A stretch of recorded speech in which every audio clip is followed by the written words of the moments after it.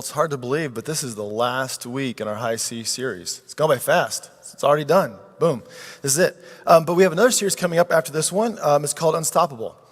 Unstoppable. And we'll be looking at kind of the undeniable influence that Jesus has had on our world and continues to have on our world. How he and his followers, like us, continue to have an impact and change the world for the last 2,000 years. And so we'll be looking at Jesus, just his story, his life, and his impact over the next few weeks. And we hope that you'll invite friends and family to come check that out as we take a look at Unstoppable, the life of Jesus. So we finish up High C's. And, something that's been a common thread, obviously, throughout this whole series has been water and storms, right? We had Noah looking at the powerful storms that he faced as the earth was destroyed by water.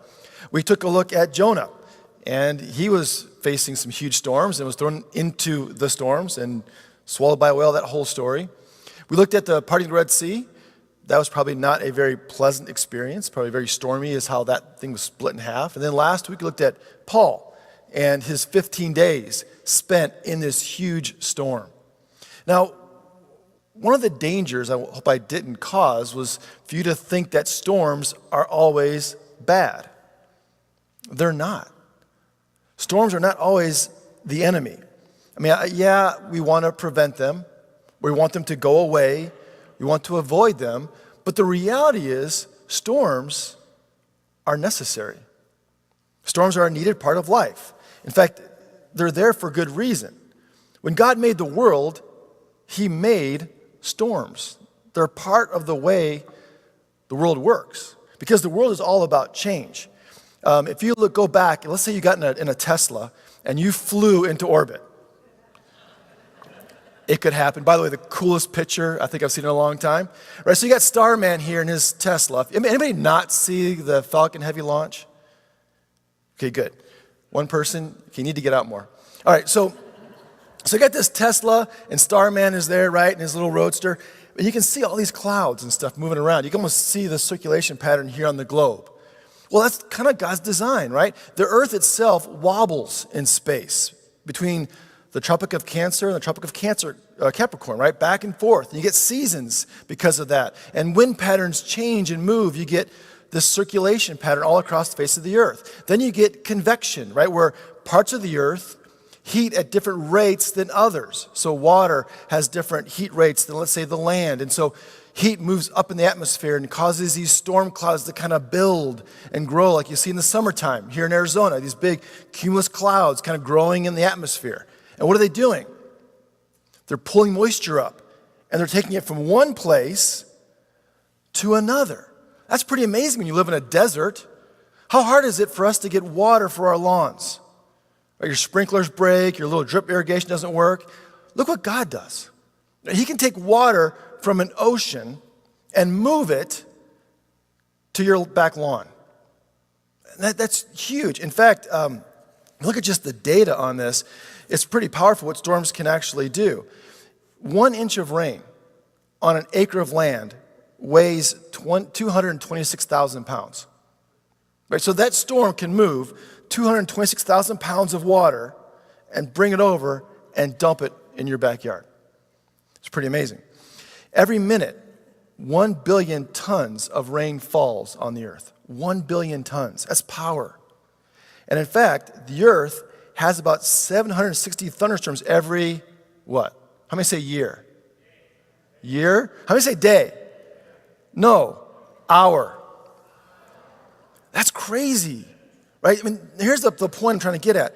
There are a lot of storms in our world, and they're part of the way everything works because the earth moves and changes and circulates. And the same is true in our lives too. We move, we circulate, we change. Our relationships are circulating with people all the time. And because of that, you're going to have really great times and what? Stormy times as well. And we can say, well, I'm going to try to prevent those storms in my life. I'm going to try to avoid those storms in my life.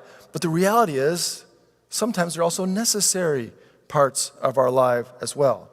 Happy seas and high seas, they kind of go together. We need them both to have real relationships. So if we can't avoid them, what can we do? If we can't avoid the storms, we can decide how we're going to approach them.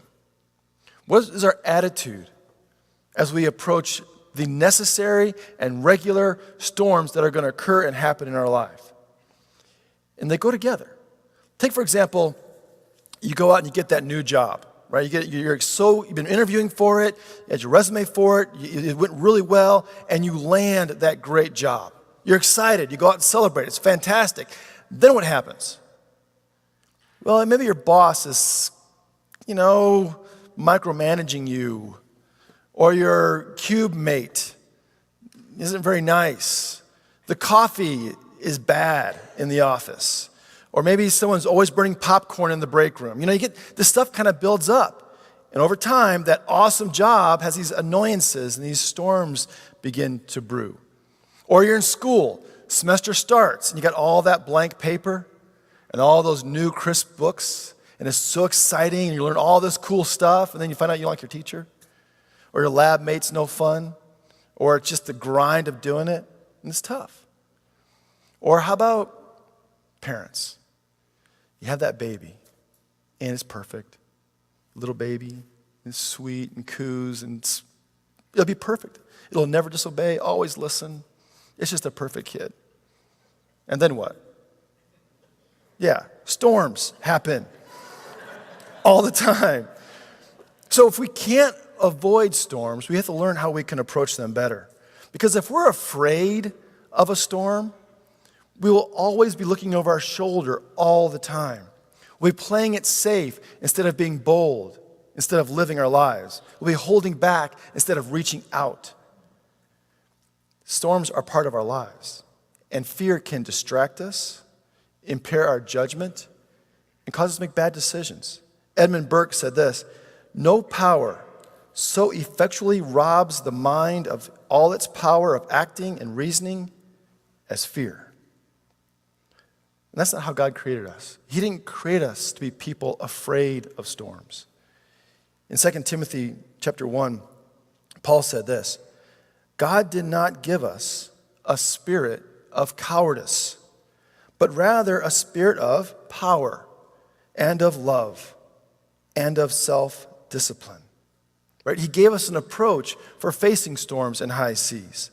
3 things. 1, he gives us power. Power is greater than panic. He gave us love. Love reaches out in the midst of the storm. Love stands. Love doesn't leave. And he gave us self-discipline, which always stands tall before suspicion. Power, love, and self-discipline. He gave us those things because he knows we're going to find and encounter storms in our lives. He doesn't just give us these things, he gives us examples of how to use them. Jesus in his life didn't always find, sunny and 75, everything's going to be great in his life. He ran into some storms too. And there's several examples of this. In fact, in the Gospel of Matthew, this story of Jesus written by one of his disciples named Matthew, there are 2 storms on this place, the Sea of Galilee in northern Israel. 2 of them in the same book. In the first one, the disciples get into a boat and they're going to cross from one side, this side, to the other side. And on that trip, a storm unexpectedly occurs. Matthew 8 is where we're going to start today, verse 23. "And when he got into the boat, his disciples followed him. A windstorm arose on the sea, so great that the boat was being swamped by the waves. But Jesus was asleep." So without warning, this huge storm shows up. And Matthew, by the way, is one of the 12 in the boat. He was there. He felt the wind on his face. He heard the sails slapping against the post. He heard stuff sliding all over the place and waves coming in. He was there. And he uses a very interesting word or words to describe this storm. He doesn't just say it's a storm or a squall or something like that. He uses an interesting Greek phrase, seismos, and then he goes to his notes, it's a seismos megas. Now, if you don't know Greek, I bet you can figure what this means. Okay? What's mega mean? Big, like mega burrito. You know, like big, right? How about this one? Seismos. Seismic, right? Seismology deals with earthquakes. So what he's saying is this storm is like a massive earthquake on the sea. He uses this phrase only 4 times in his Gospels. Once, when Jesus dies, that's one time.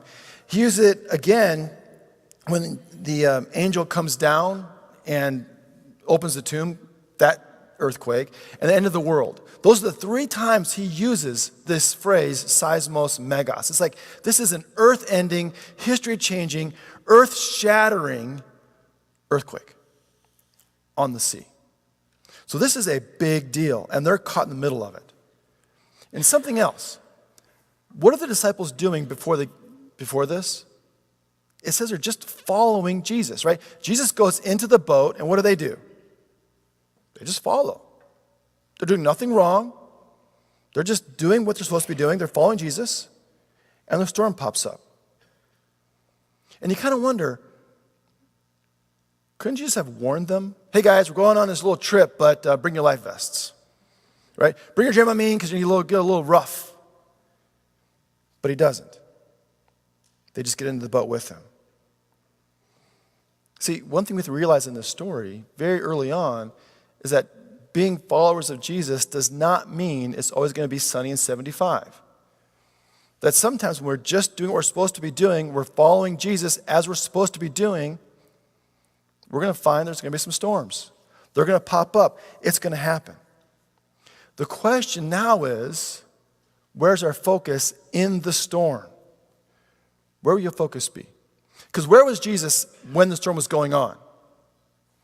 In the boat, sleeping. But he's there. He's there in the boat with them. So I guess this seismos megas doesn't cause him to lose any sleep.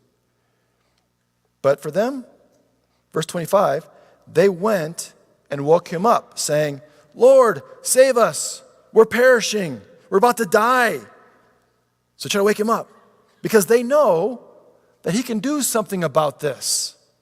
They know that he can save them. At the same time, they want it stopped now. It's not enough that he's there. They want the thing stopped. It's interesting, there's a parallel to this story in the Gospel of Mark. So a different story of Jesus, parallel to this one. In this one, look how Mark puts it. Verse 38 of chapter 4, he says, but he was in the storm, asleep on the cushion. And they woke him up and said to him, Teacher, do you not care that we are perishing? A little different, right? And the first one, like, hey, look, we're going to die. Help us. This one, it goes a little deeper. Don't you care? I mean, don't you care? I mean, we get it, you're in the storm, but don't you care about us? That's a different thing when we take a look at God. Ever cried that in a storm? Ever cried out to God in the middle of a storm in your life and said, God, don't you care? I know you know what's going on. I know you know what's happening in my life right now, in this relationship that's broken or this job that's terrible or whatever's going on, this illness I have. You know what's going on. Don't you care? So we can cry out with the disciples because we're, in that sense, in the boat with them. It is so easy to lose focus and to stop looking at Jesus in the boat with us and put all of our attention on the storm around us, what's raging outside. Now, here's the thing about this that I hope will give you some hope. If these disciples in the boat with Jesus right there, sleeping right with them, can struggle and lose focus, well, we can too. Don't feel guilty about that. It's going to happen. What are you going to do about it when it does? Where will your focus be when that kind of storm begins to rage and we lose focus? We turn our attention to the wind and the waves. Well, they wake up Jesus. He gets up from his nap, and he said to them, verse 26, why are you afraid, you of little faith? And then he got up, rebuked the winds and the sea, and there was dead calm. The first thing he does, though, is not talk to the sea. Who's the first ones he talks to? The disciples. Don't miss that. Right? He talks to them first because the storm is about their perception of what's going on. So he wants to deal with their fear first, to deal with them first, to get their focus back on him. Why are you afraid? Where's your focus? Where are you looking? That speaks to us too. God does care about our storms. He's aware of them. In the Gospels, in the 4 Gospels in the New Testament, Jesus gives about 125 commands. 125 things he tells us to do or tells his disciples to do. Of those 125, a sixth of them, 21 of them, the majority of them, deal with this. Don't be afraid. Take heart. Be of good cheer. Take courage. Something like that.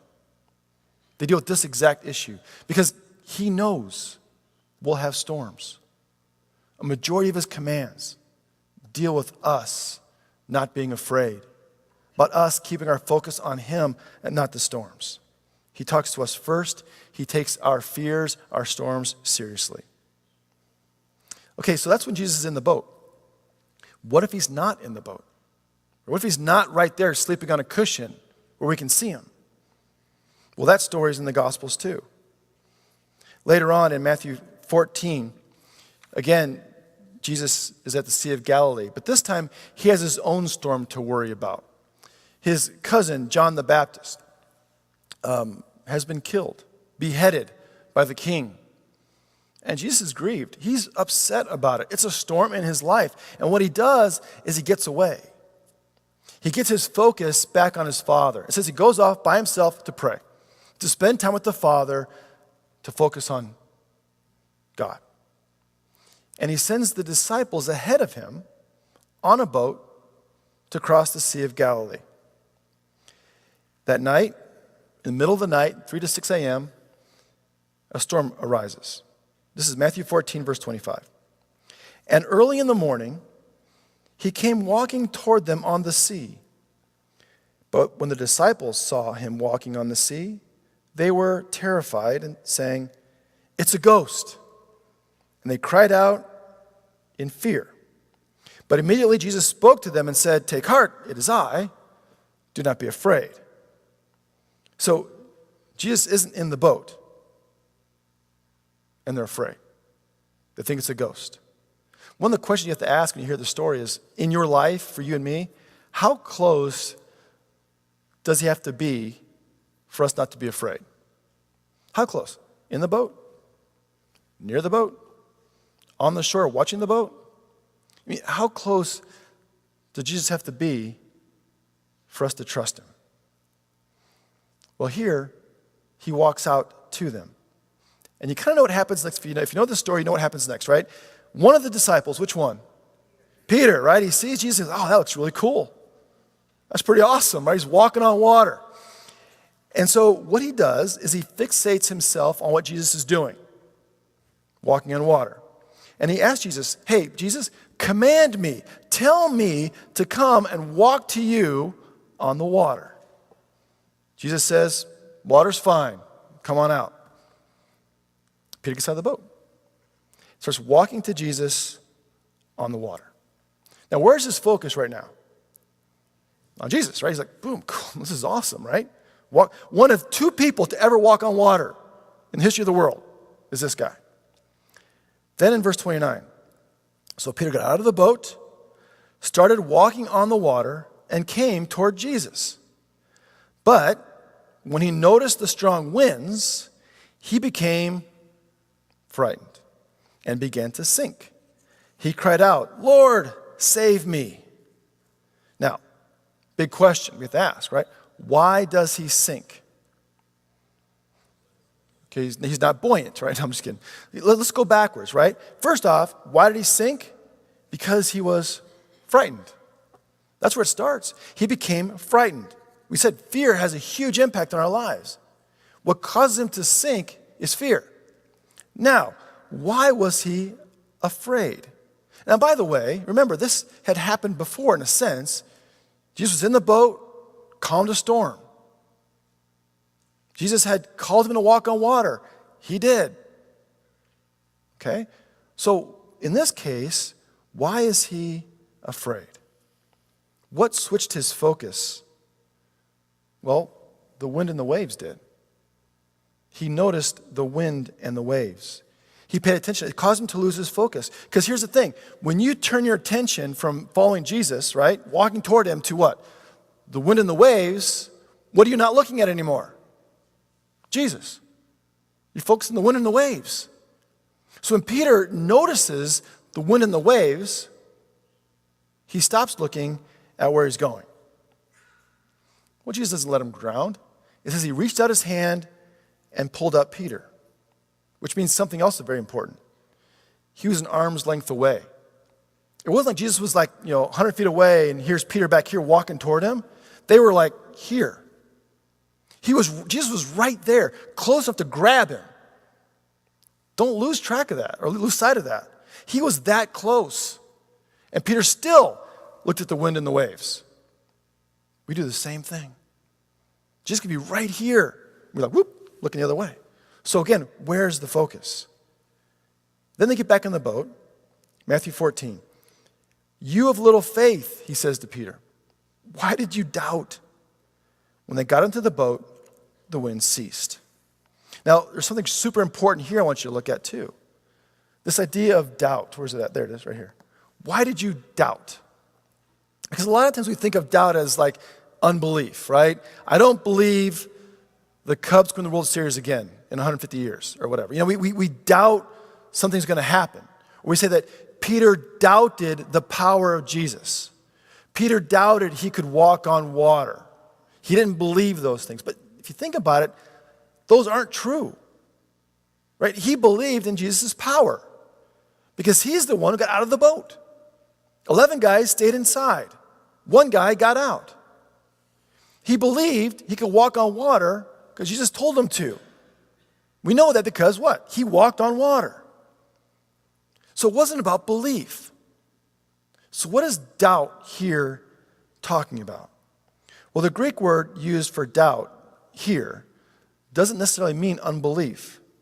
Instead, the Greek word means literally his mind was divided.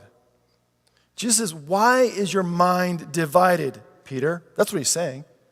Why is your mind divided? That's a great question for us as well. Because you know what? I can relate to that. I can get that. How easy is it to walk out of here today and your mind to get divided immediately about what's going on in your life? That first text you get, that email you get when you get home. How fast can we get divided between looking at Jesus and where he wants us to go and the rest of the world going on around us, the storms in us, around us? So I get it. We have to learn to not be divided. Yeah, the storm's going to rage. The winds are going to blow. We're going to feel that sting of that against our cheeks. But Jesus says, focus on me. Focus on me. Yeah, they're not going away. There will be storms. But how are you going to approach them? You're going to focus on me? You're going to focus on the wind and the waves? Because I'm close. He says, I'm near. That's something we have to do every single day because the storms never stop. If you're new to Christ or you've been a Christian for years, the storms still show up and you can still lose focus. I can still lose focus and get distracted and have a divided mind. I want to share with you a story today about someone who's new to the Chaparral family, someone who's new to his walk with the Lord, and someone who is indicative of this idea of, I got to choose. I've got to choose what I'm going to focus on. I'm going to choose to not be divided. I'm going to choose today to focus on Jesus. Eric Melbelstad came to us through CrossFit. He's now part of the church family here. Went to Haiti, just got back from Haiti and helped keep kids dry by building some really cool shutters so the kids don't get wet when it rains there. And we're going to take a look at his story now as we share the story with you.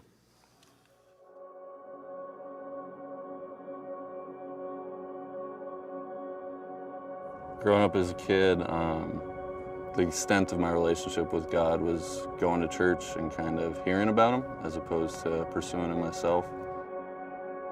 I'd spend most sermons drawn on a piece of paper with my brother. It was just a family thing we did, and it wasn't much more than that, really. Outside of church, I didn't really pursue God. It just didn't come to mind. I just had other things to do, and it just wasn't on the top of my to-do list, per se. So my goal growing up was to be a professional baseball player. I played baseball year-round. Played in high school, was a pitcher and third baseman, and then I got a scholarship to Arizona State and pitched there for 4 years. And that was #1 priority in life, to try and pursue that career. There was probably one teammate in my 4 years at Arizona State that lived that lifestyle, where he pursued God and just kind of had a light to him, that he was a religious man and godly man in general. And then other than that, we went to parties, we drank, and we lived a college lifestyle. That's where I tended to go. That's where I wanted to be at the time. Kind of 20/20 hindsight, I wish I had pursued the more godly lifestyle. When becoming a professional baseball player wasn't a reality for me, my new priority became my career. And with that career, after college, I had the chance to move to Norman, Oklahoma, where I built an apartment complex for the college there. And with that move came just the opportunity to reprioritize, to kind of leave my past behind and make sure that the important things were important to me, and I was putting the right things first. I knew I needed to change something in my life, so I decided to put faith first. Every morning I'd wake up, read the Bible, and try to apply those things throughout the day the best I could. And just that action alone, the reprioritizing of putting faith first, did nothing but good things in my life. In reading the Bible every day, I came across Proverbs 3:5-6, and it's kind of hit home for me. It's been one of my favorite verses. Just the fact that it talks about trusting God and leaning on Him, and with anything, whether it's a hard time or a good time, just leaning on Him and trusting that He will put you on the path He wants you in life. The more I read, the more I learned, the more I knew that I couldn't really love God unless I trusted Him, took an issue in my life and just kind of laid it at His feet and let Him deal with it, as opposed to trying to take it on by myself. Putting faith first kind of put myself in a back seat. It became about helping others, love God, love others, putting others before myself, and making that more important than my professional baseball career. That's what I want in this life. I want to be able to lean on Him. I trust Him with my future, and He will continue to be my top priority.